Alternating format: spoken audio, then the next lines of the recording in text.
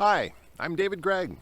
This video covers part of Rhode Island's development of mapping and verification methods for vernal pools. If you haven't learned about vernal pools before, or you need a refresher, vernal pools are short-lived ponds that fill in the spring, hence vernal, and dry up later in the year. They are the sole home of various invertebrates, frogs, and salamanders, and are important habitat features for many organisms. This is one reason vernal pools are afforded specific protections under new state wetlands rules taking effect on July 1st, 2022. And that is why DEM has identified statewide mapping and verification of vernal pools as a priority for wetland program development.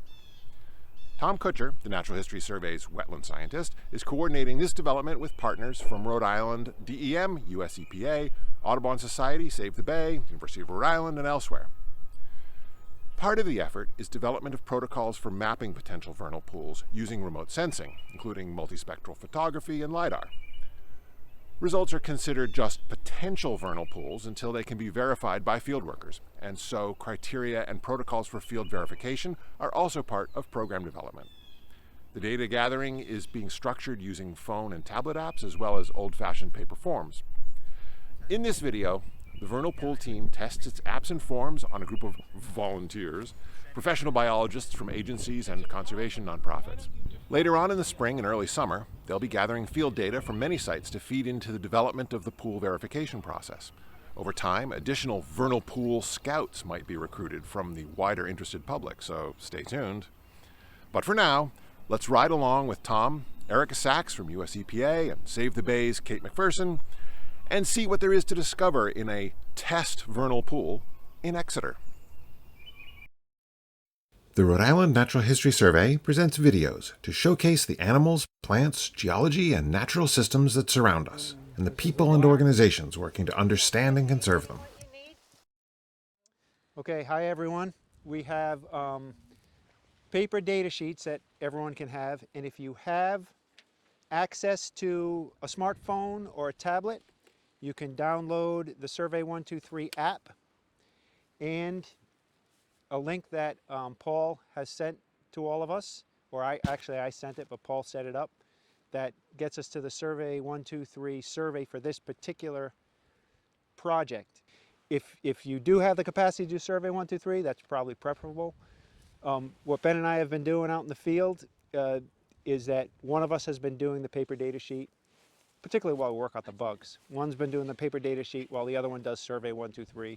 And because it's a pilot project, we're going to be looking at how Survey 123 works, whether we could work on it over time, or what the process will be moving forward. So, we have brand new, recently done by Erica, recently revamped field data sheets that we've taken in the field already. Ben and I have tested them out, and they seem to work pretty well.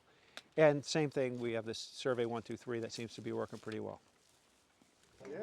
One more thing that I think is really important to keep in mind. So Carol mentioned the regulation of vernal pools, and so the data that's being collected here will specifically be used by the DEM towards their regulatory program. However, vernal pools as a regulated resource and vernal pools as a biological resource may not always be exactly a one-to-one. And so the way we've designed the data sheet specifically is to collect data that may or may not determine the regulatory status of a pool and or may not determine the biological status of a pool. And so just to keep in mind that you're not going to technically identify anything as a pool, you're simply going to identify a feature that will be assessed. You may be looking at a pool as a biological feature that could be slightly different than the regulated feature, and you might want to identify both to say this is a pool that would be regulated, this is a feature that, were there not a regulatory program, may need a different status in how you're collecting data because of its regulated status. So that's just something important to keep in mind. That's true for all aquatic resources. There's a biological definition, a regulatory definition. They're not always one-to-one. So filling out the sheet as completely as possible will help us to determine whether it's a biological or a regulated pool Or both. We've tried to put all the information we need to make the determinations for either one. But if you leave out information, we might not be able to make that determination.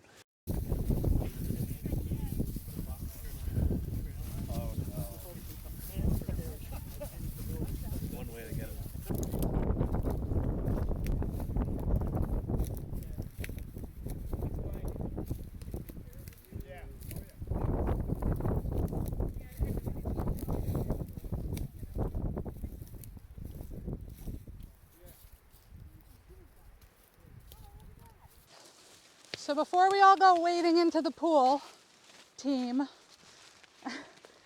let's stop for a sec. I know it's so exciting. Just quickly take a look at like the big picture of the data sheet and the kind of data that we're collecting. Under location of feature, this is really important. So if you had been sent out here and say like, here, go here, assess your feature, okay? And there's like 3 key data points in here. One is your GPS position, so where are you? One is your contact info, who are you? But the third one right in the middle says aquatic feature present. This is for occasionally you show up and you're like, there's nothing here. It was a shadow, or it might have been a pool once upon a time, but it's not anymore. So typically the answer to that is yes, there is an aquatic feature present. This is not a judgment about whether it has water or how aquatic it is or what kind of aquatic feature. It's just, is there something to assess? Yes. If not, you check no, and then you want to know, let us know why. Like it's a developed feature, and that's why the rest of the form is blank. Okay, so is that clear? Let me give you an example. Is that, see there's all this mountain laurel here? Oftentimes, well we found this a couple of times already in the 25 sites we've done, is that we're in a forest and there's a patch of mountain laurel that is mapped as a potential vernal pool, what we call a PVP. And it's because in the wintertime they hold their leaves and it's a dark feature against all these dead leaves that are showing up on the ground, right? And it looks like a vernal pool. So you get there and you say, you really have to get yourself right in the center of your feature, of the marked feature on the map. And you say, okay, for sure we're on this PVP and this is mountain laurel. So then we would check, aquatic feature present? No. And we would just fill out this first section and we didn't fill out the rest of it. There's 6 sections on this data sheet. 5 of them are labeled required and 1 of them is labeled supplementary. Within the required sections, you'll also notice that some of the fields are shaded in gray.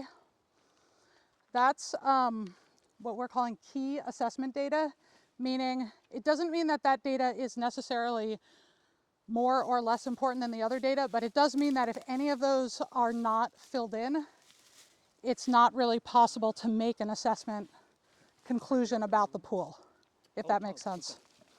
I do them for different parts. So, and we'll talk about like different parts, but so we're looking at, you know, the first part is just where are you, right? I'll come back to that. The second part is looking for the biological indicators, which is obviously key data for determining if you have a biological pool. The third part is looking at feature characteristics, meaning vernal pool kind of specific feature characteristics. Part 4 is more like, here's the thing that we're assessing, we're going to measure it and describe it, vernal pool or no. And then section 5 is looking at the surrounding landscape. 6 is stressors and other influences which might determine sort of the long-term viability of the pool, but aren't really relevant to what the feature is. So sometimes I'll be standing up where Paul is, I'll say, wow, this is a great pool. Let me put in the pool site number and my name and take a picture, and then we'll go on with the survey, right? And I'll get a picture from up there so I won't have to go into the pool, back out of the pool, into the pool, because we might go halfway around the pool and exit that way and I never got my good picture. If you are using Survey 123, there's an option in Survey 123 to click on the camera icon and take a picture.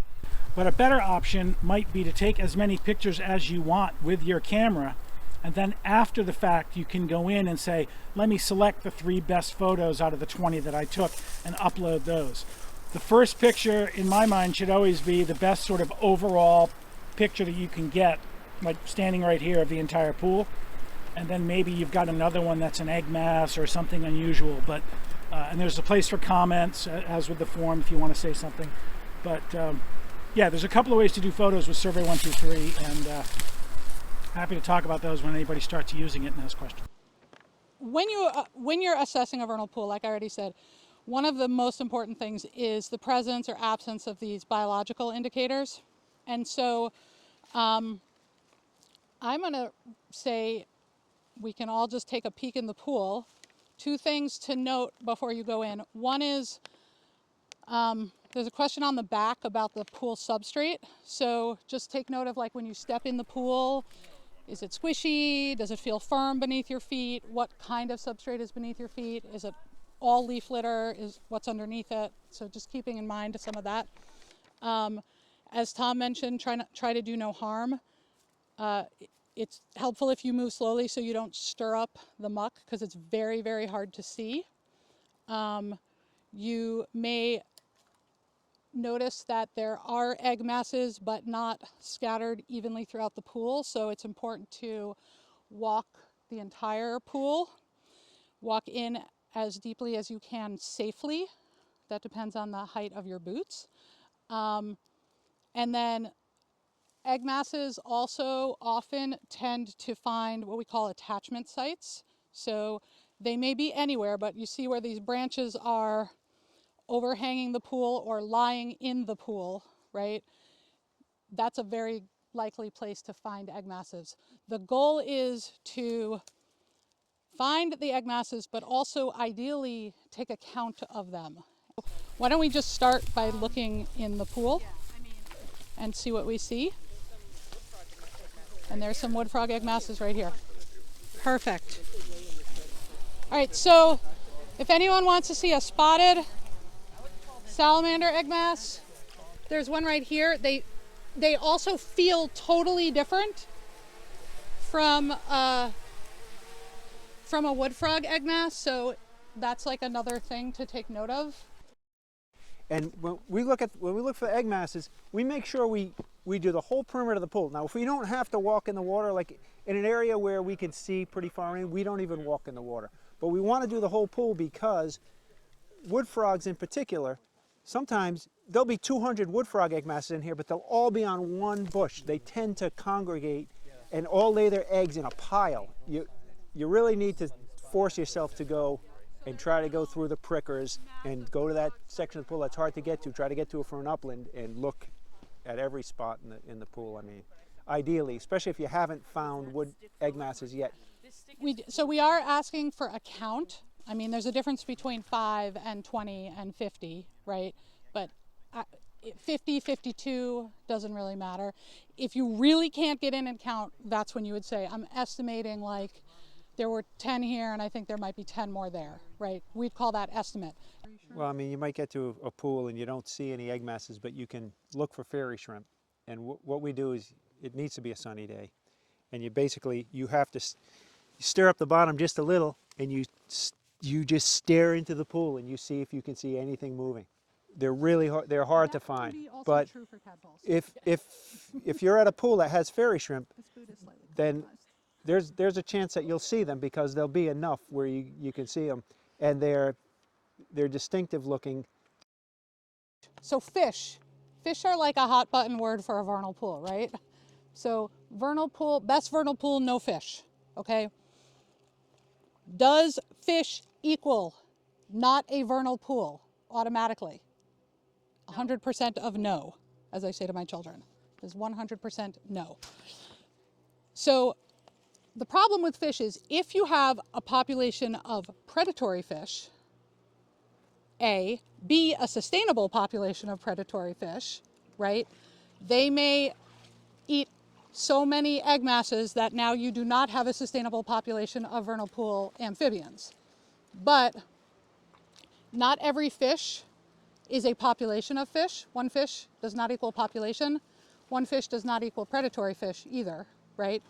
So we ask for fish presence observed or fish presence known. These questions about surrounding habitat. So Tom and I just had a conversation about this. Like, surrounding habitat, like how surrounding makes you surrounding habitat. How close do you have to be to the pool to be surrounding? Do you have to be right next to the pool? So we sort of agreed that we're talking about, you know, the typical measurement of about within 100 meters, i.e. 300 feet, because we're not in Europe, apparently. And you could fill that in both by looking, but also you could look at an aerial photo, right, and see what you want to put in there. Again, this is very useful information, but it's not what we're calling like key assessment information, right? How far away is the nearest road? How far away is the nearest, you know, built structure? The mode or landscape feature is actually really important because when amphibians are migrating, if in order to get to the pool, they have to cross a lot of like open mowed areas, that makes it very hard to get them. If it's being actively mowed, it's not very safe. Same, everybody knows why like we worry about amphibians crossing roads because they get squished, but they also can get mowed, which is very sad. I'm gonna jump for 1 minute to the bottom of the page where it says habitat stressors. The bottom of the page, all the way, almost the last question, audio-visual disturbance. So this question is asking, like, from where you are, can you hear or see a road? Which is different than how close is the road, right? It's not quite the same information. So the proximity of a road may have something to do with migration, but the audio-visual disturbance is going to affect like this as habitat once they're here. If the existence of this feature is going to create a stress on the pool that it will need to adapt to now, that is a stressor. Yes, Tom? So if I came to a quarry, which we've done several quarries, and I think we did this wrong. Quarry is on the other side. Yeah. We checked off quarry, but then we came to this, and because it says hydrologic influences and not stresses, I thought, well, it has been excavated in the past, and we checked excavation. Well, that's why right. So you're explaining why we called it influences and not saying that we Right. shouldn't check excavation at Right. that point. So Okay. what I, Because we checked excavation that's because it was an excavated pit. right.